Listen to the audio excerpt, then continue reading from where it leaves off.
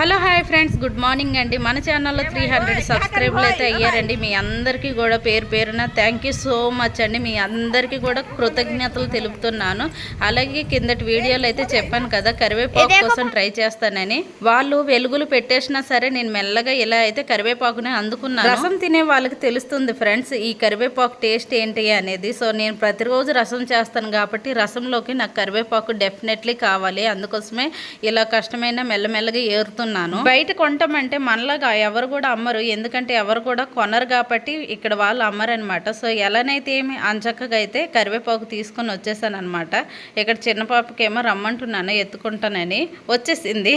వాళ్ళ అమ్మ పడిపోగలివే అని చెప్పగలరు మీరు. సో పడిపోకుండా మెల్లగానే తీస్తాను. మన ఛానల్లో 300 సబ్స్క్రైబర్లు అయ్యారండి. మీ అందరికీ కూడా పేరు పేరున థ్యాంక్ యూ సో మచ్ అండి. అలాగే కొత్తగా ఎవరైనా మన ఛానల్ చూసినట్టుగైతే ప్లీజ్ అండి సబ్స్క్రైబ్ చేయండి, లైక్ చేయండి, షేర్ చేయండి. Bye friends.